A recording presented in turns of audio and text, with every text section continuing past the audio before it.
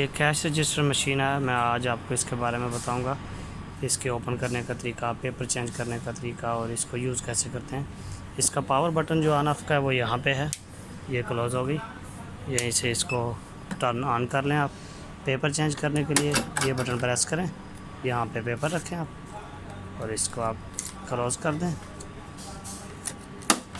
अब मेन जो चीज़ है वो इसको कैसे ओपन करना है, तो शिफ्ट ये वाला बटन, शिफ्ट प्लस एक्सचेंज ये वाला है, ये ओपन हो जाएगा। यहाँ पे कॉइन्स, यहाँ पे पैसे के लिए। और अगर आप इसको लॉक करेंगे तो ये की से लॉक हो जाएगा, यहाँ से दोबारा ये की से ही ओपन होगा। और ऊपर इसका अगर आप सेल करना चाहते हैं तो आपको की जो है वो मूव करके सेल पे लेके जानी पड़ेगी। फॉर एग्ज़ाम्पल आपने 10 दिरहम की सेल की है तो आपने 10, उसके बाद कोई भी डिपार्टमेंट आप प्रेस करें, उसके बाद टोटल कस्टमर ने आपको दिया 100, आप कस्टमर की अमाउंट पेमेंट एंटर करें, कैश को प्रेस करें, ड्रा ओपन हो जाएगा और स्लिप पे आ जाएगा कि आपने कस्टमर को 90 रिटर्न करने हैं 10 काट के, वो उसमें ऑटोमेटिक ही आ जाएगा।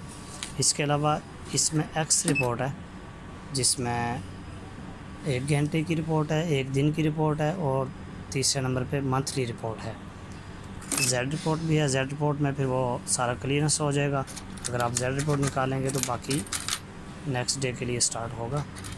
प्रोग्राम में आप उसमें टैक्स सेटिंग, रसीद सेटिंग और जैसे इसमें इंक्लूड टैक्स आ रहा है, इंक्लूड टैक्स के अलावा आप दूसरा ऑप्शन कर सकते हैं कि जैसे 10 + 50 फिर सेपरेट आने चाहिए, तो उसके लिए आपको जाना पड़ेगा सिस्टम में, यूनिफाइड टैक्स। यहाँ से आप अप डाउन करेंगे, ये जो कर्सर है इसको यहाँ से मूव कर सकते हैं आप, ये अप डाउन हो रहा है। तो सबसे पहले नंबर पे है टाइम सेटिंग, वो टाइम के लिए है। दूसरा फंक्शन सेटिंग है। तीसरा रिसिप्ट सेटिंग है। रिसिप्ट सेटिंग के लिए आप इसको टोटल से ओपन करेंगे, टोटल को प्रेस करें, वो ओपन हो जाएगा। मोड लिखा हुआ है, फिर टोटल को प्रेस करें आप, यहाँ पे लिखा हुआ है गोल्डन फ्यूचर इलेक्ट्रॉनिक्स, तो यहाँ पे ही आप अपनी कंपनी का नाम दे सकते हैं।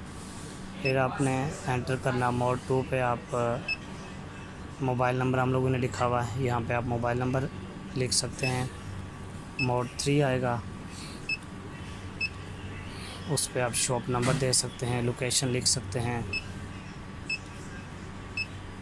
मोड 3 और मोड 4 भी है, उसमें मज़ीद भी आप लिख सकते हैं, जैसे वेलकम होता है या थैंक यू या कम अगेन। इसके अलावा आपने कैश से रिटर्न आना है, वापस आप नीचे जाइए। डिपार्टमेंट की सेटिंग भी है, डिपार्टमेंट सेटिंग से आप चीज़ का नाम लिख सकते हैं। जो ऐसे आपका अगर किराना स्टोर है तो आप डिपार्ट नंबर 1 पे टी लिख सकते हैं, नंबर 2 पे ब्रेड, नंबर 3 पे कॉफ़ी, नंबर 4 पे शवारमा, नंबर 5 पे, इस तरह आप नंबर वाइज आप सेव कर सकते हैं। उसके अलावा आप नीचे आ जाइए,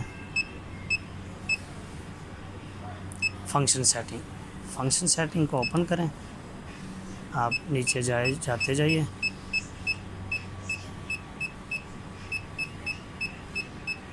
नंबर 25 पे मिलेगा आपको यूनिफाइड टैक्स।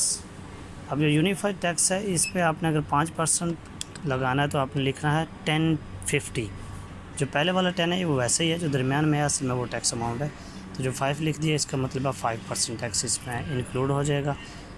आपने बाद में ओके करना है।